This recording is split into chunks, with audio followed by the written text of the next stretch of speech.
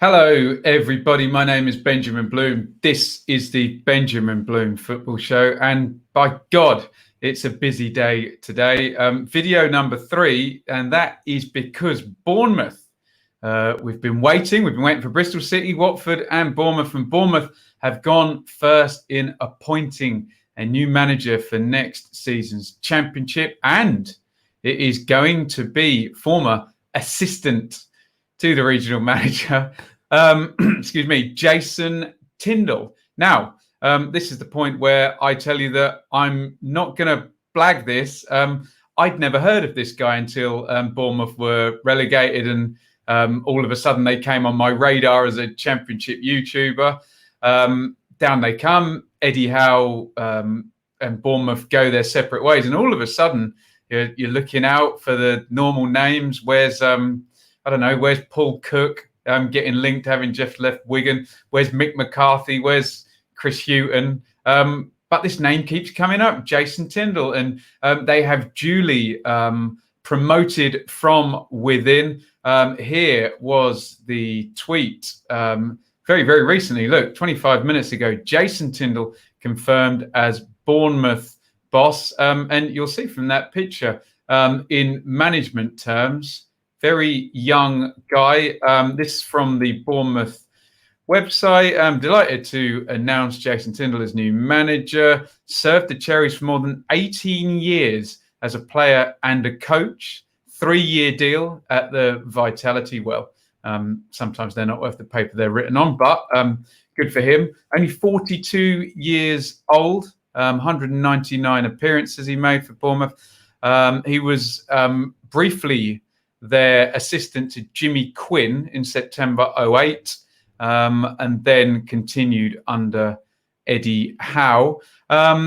Tindall was to be Howe's assistant from that point on, guiding Bournemouth to 3 promotions in 6 seasons, culminating in a 5-year stand in the Premier League. It's an honour and a privilege to be the manager of such a great football club, given the success of the club over the last 12 years with Eddie in charge and me by his side. I'm not going to come in and rip everything up and start again. I'd be a fool to do that. But I'm my own person with my own ideas. I'll be looking to implement them as soon as we get back on the training ground. My aim is to get the club back into the Premier League at the first time. I've asked him, look, would you expect him to say anything else? Of course, he's going to say, look, we did lots of good things, so I'm going to do them. But also, I'm my own man and I've got my own ideas. We've heard all of this before, and generally where managers are concerned, they're very good at saying exactly the right thing in situations like this. I just had a little look at his Wikipedia, so you can see there was at Charlton as a youth, and then a player for Bournemouth there in the late 90s and early noughties.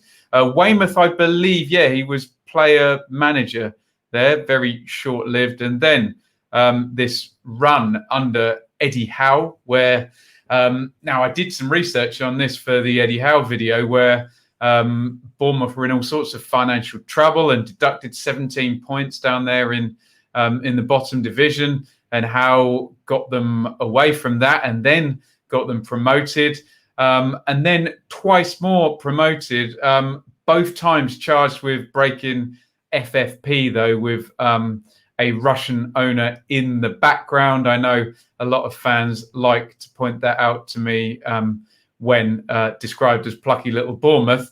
That accusation comes across.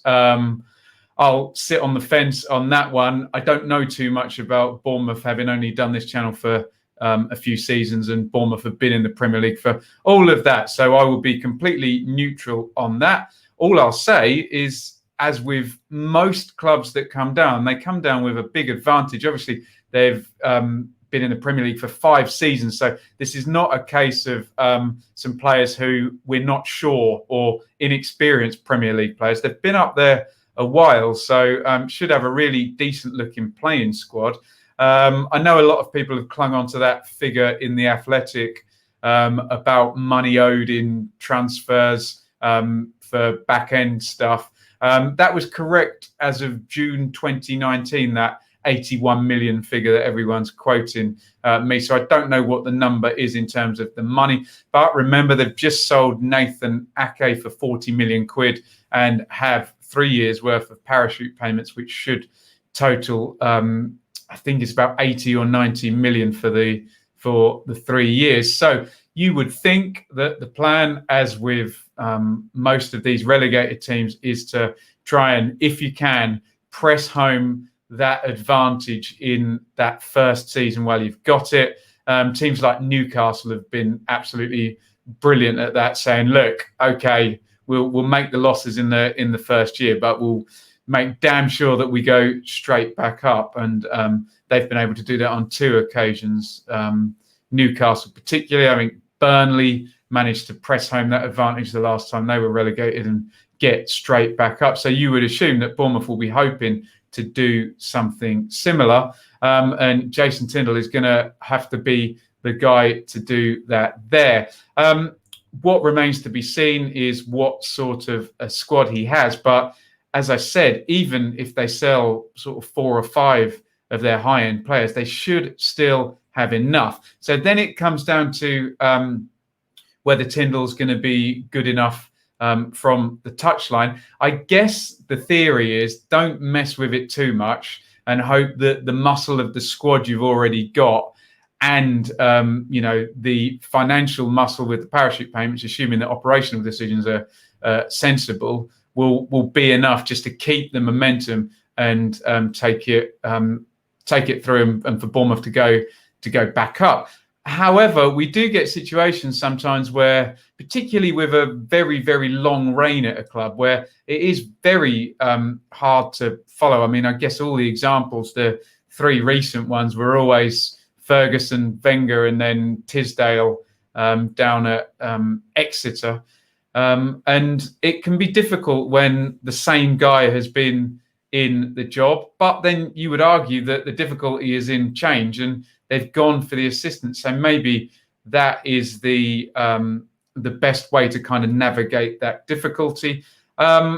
Looking at last year's promoted teams, you would argue some similarity in Fulham, who hired Scott Parker. Obviously, Parker is a much bigger name than Jason Tindall, but in terms of managerial experience, didn't really have any. He wasn't really appointed from within, was he? But he took Fulham up. I suppose the difference is that Parker was caretaker manager when he came down, so he was, and then given the gig of getting a team relegated from the Premier League with that year 1 parachute payment back up.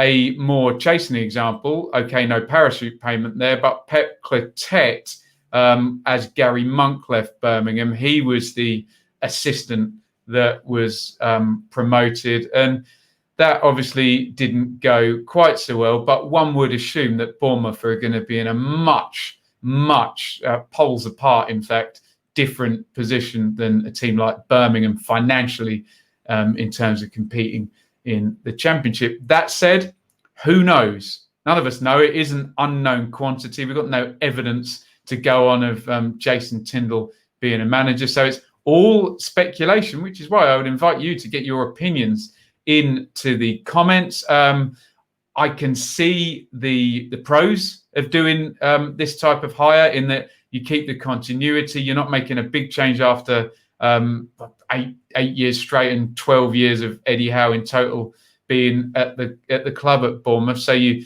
mitigate that.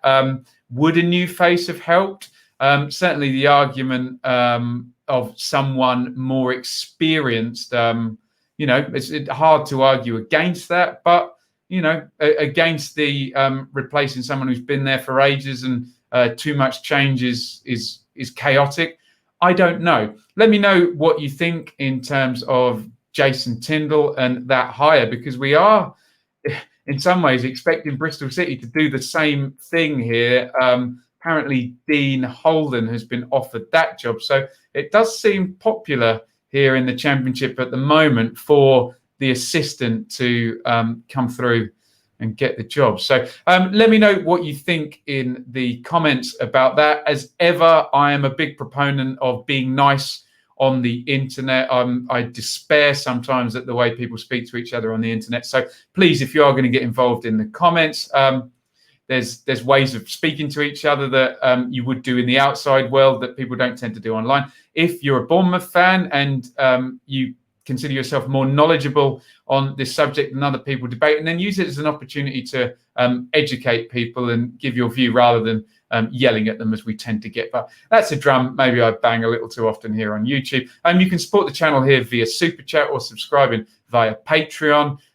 Your financial support means a great deal to me. I have no job because of COVID and I'm really making a go at this. However, it is absolutely free to hit the thumbs up button, to get in the comments and in a civil way discuss. And down there tells us 10,000 subscribers, now up to 11,000 subscribers on the channel here on YouTube. Please hit that subscribe button, and welcome. If you are a Bournemouth fan, please hit subscribe.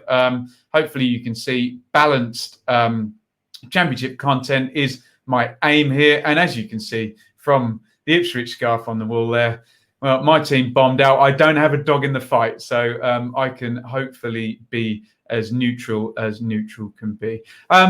Get involved in the comments. That is my reaction to Jason Tindall, who I don't know a lot about, and I'll hold my hands up and admit that, appointed Bournemouth boss. Get yours in the comments. Thank you for watching. Over and out.